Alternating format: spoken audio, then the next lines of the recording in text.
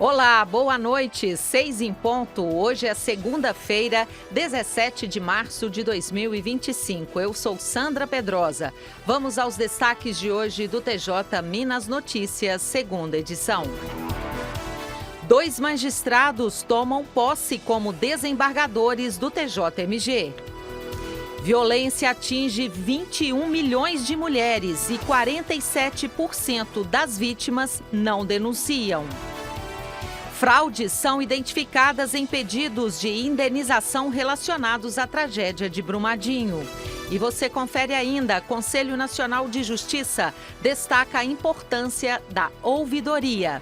Você acompanha agora o TJ Minas Notícias, segunda edição.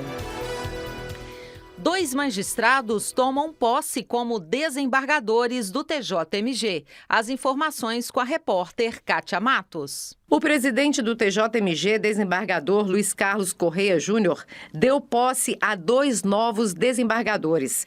Os ex-juízes Francisco Ricardo Salles e Narciso Alvarenga Monteiro de Castro. A solenidade foi realizada no auditório do Tribunal Pleno, com a presença de magistrados, amigos e familiares dos empossados. Na cerimônia, eles assinaram, junto com o presidente Correia Júnior, o termo de posse, que foi lido pelo secretário do órgão especial do TJMG, Tiago Tinano Duarte. Em seguida, os empossados, acompanhados das esposas, receberam o bótum do tribunal. O presidente Correia Júnior destacou a importância da chegada dos magistrados à segunda instância, afirmando que ambos vão acrescentar muito à prestação jurisdicional em segunda instância. Natural do Rio de Janeiro, Francisco Ricardo Salles Costa formou-se em Direito pela Universidade Estadual do Rio de Janeiro em 1984. É mestre em Direito das Relações Contratuais pela Universidade de Franca, em São Paulo. O magistrado iniciou a carreira na comarca de Guanhães. Atuou ainda na comarca de Manga, na segunda vara civil da comarca de Ituiutaba, na 10ª Unidade Jurisdicional Civil do Juizado Especial da comarca de Belo Horizonte e como juiz auxiliar de 2º grau no 2º Núcleo de Justiça Civil Especializada. Atuou ainda na Justiça Eleitoral em diversas comarcas e foi juiz auxiliar da Corregedoria Geral de Justiça.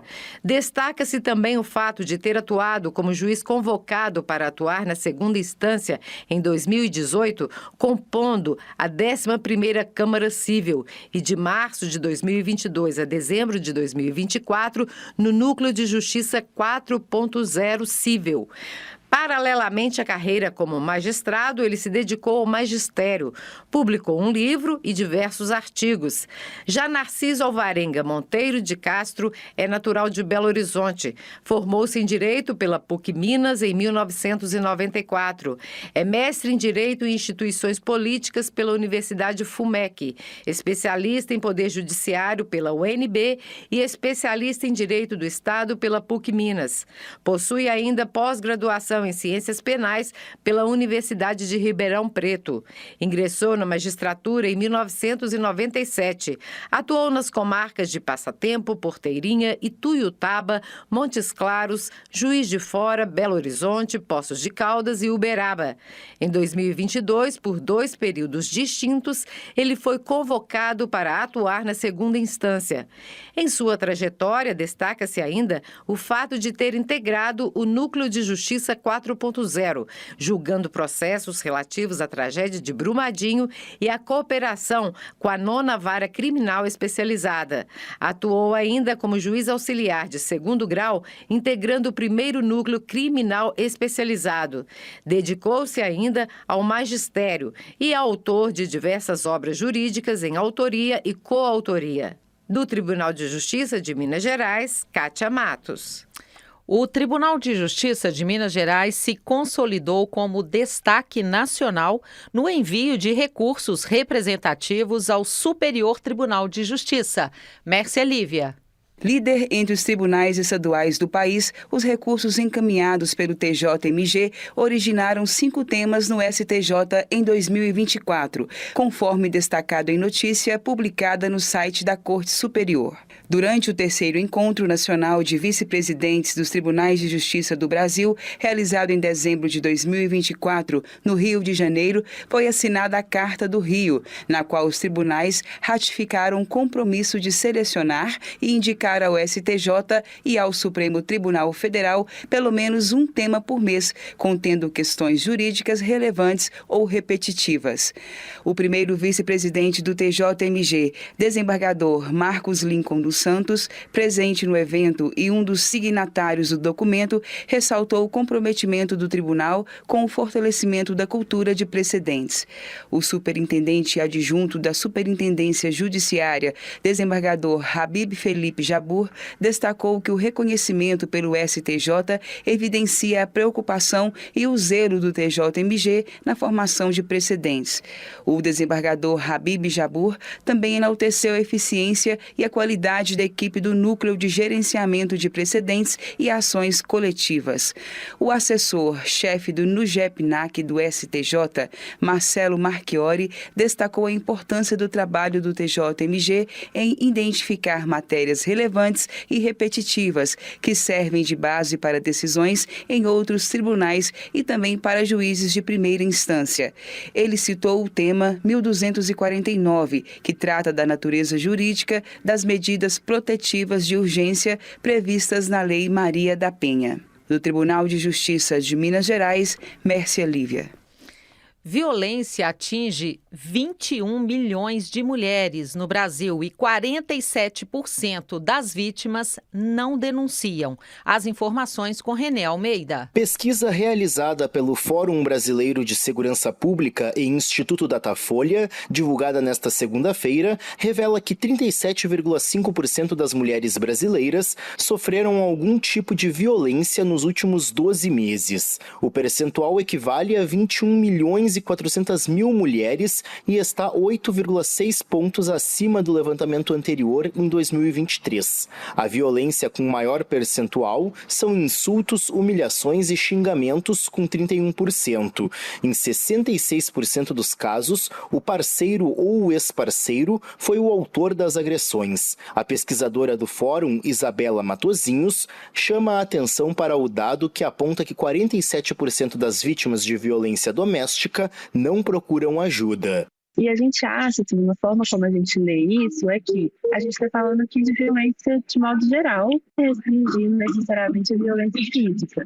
Mas a gente ainda acha que, para muita gente, se você não está, sei lá, com o olho roxo, quando tem uma evidência muito óbvia de que houve uma situação de violência física ali, é mais difícil mesmo de se provar. Eu acho que as mulheres pensam isso, né? Que é difícil obter provas para provar algumas violências que não são físicas e que são muito cotidianas também. Ainda segundo a pesquisa, 57% das vítimas foram agredidas dentro da própria casa. As ofensas sexuais ou tentativas forçadas de manter relação sexual vitimaram ao menos 5 milhões e 300 mil mulheres, ou 11% do total. Para a pesquisadora, o endurecimento das leis sobre o tema nos últimos anos é suficiente, mas é preciso avançar na aplicação delas. Fazer com que as mulheres consigam acessar, em primeiro lugar, o sistema de justiça, e uma vez que elas acessam, uma vez que elas conseguem comparecer até uma delegacia da mulher, enfim, que elas fazem um boletim de ocorrência, que elas solicitam uma medida protetiva, como que elas estão sendo atendidas nessas unidades? Essas unidades têm profissionais que conseguem, de fato, acolher essa mulher no que ela precisa e não ainda revitimizá-la ali? Então, eu acho que é mais nesse sentido, sabe? De entender onde estão essas lacunas no sistema, e esse relatório ele mostra um pouco disso, e pensar em o que fazer para garantir, primeiro, esse acesso à justiça e, em segundo lugar, a qualidade do acesso. Conforme o levantamento, apenas 14% das mulheres vítimas de violência buscam uma delegacia especializada para registrar a ocorrência. A pesquisa foi realizada entre 10 e 14 de fevereiro deste ano, com 1.040 mulheres de 126 municípios em todo o país. Agência Rádio Web. Produção e reportagem, René Almeida. A seguir no próximo bloco. Identificadas fraudes em pedidos de indenização relacionados à tragédia de Brumadinho. E ainda, Conselho Nacional de Justiça destaca a importância da ouvidoria. São 6h10, nós voltamos em instantes com mais informações. Aguarde.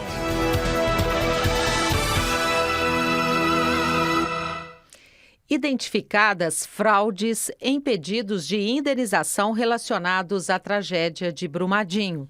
As informações com a repórter Raquel Medeiros. A Polícia Civil do Estado de Minas Gerais e o Tribunal de Justiça de Minas Gerais concederam entrevista coletiva sobre a Operação Hipócrates, que apura a falsificação de laudos médicos e psicológicos para o ajuizamento de ações requerendo indenizações por dano moral.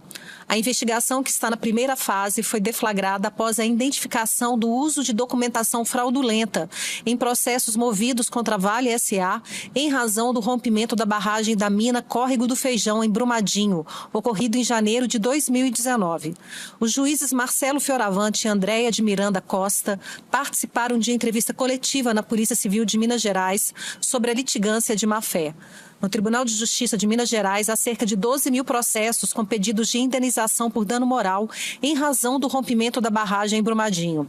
Relatório produzido pelo NUMOPED, Núcleo de Monitoramento do Perfil de Demandas, ligado à Corregedoria Geral de Justiça, identificou, entre esses processos, centenas com laudos que atestam principalmente a ocorrência de quadros de estresse pós-traumáticos relacionados à tragédia.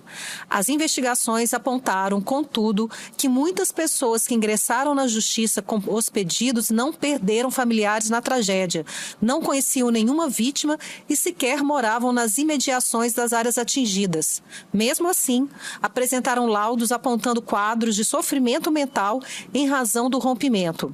A Polícia Civil, por meio da Divisão Especializada de Combate à Corrupção, Investigação a Fraudes e Crimes contra a Ordem Tributária, efetuou a prisão de uma mulher de 28 anos, investigada por envolvimento no esquema de falsificação de relatórios e receitas médicas. Ela é acusada de atuar como secretária e administradora de clínicas médicas, sendo apontada como uma das participantes no esquema criminoso.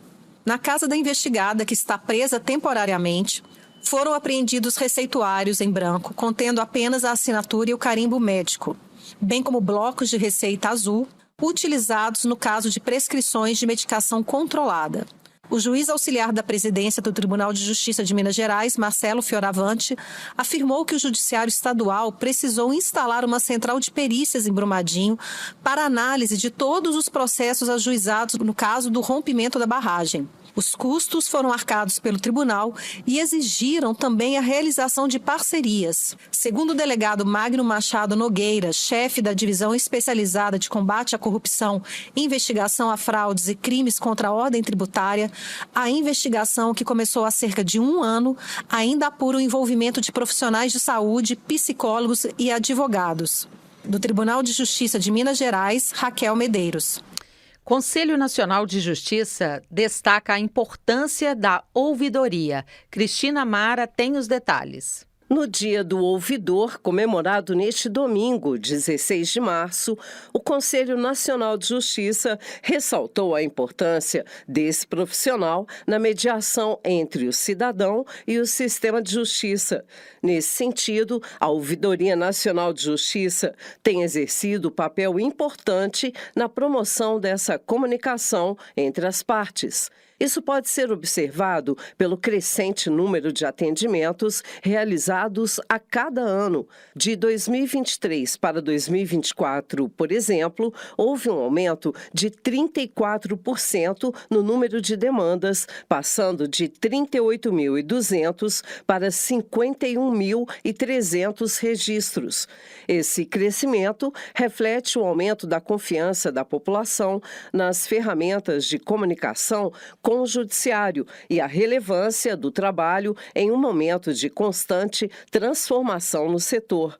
Em 2024, a maior parte das manifestações recebidas, aproximadamente 64,17%, está relacionada à morosidade processual no Poder Judiciário, tema que também foi predominante em 2023, com 69,12%. Outro assunto recorrente inclui dúvidas sobre como peticionar ao Conselho Nacional de Justiça, que representaram 7,77% das demandas. As reclamações representam 88,03% das manifestações em 2024, um aumento de 4,05% em relação ao ano anterior. As solicitações de informações e as denúncias ficaram em 3,05% e 2,40%, respectivamente, com pequenas variações em relação a 2023. Do Tribunal de Justiça de Minas Gerais, repórter Cristina Mara. 6h16, o TJ Minas Notícias, segunda edição, fica por aqui. Uma ótima noite para você, excelente semana, a gente se encontra amanhã. Tchau.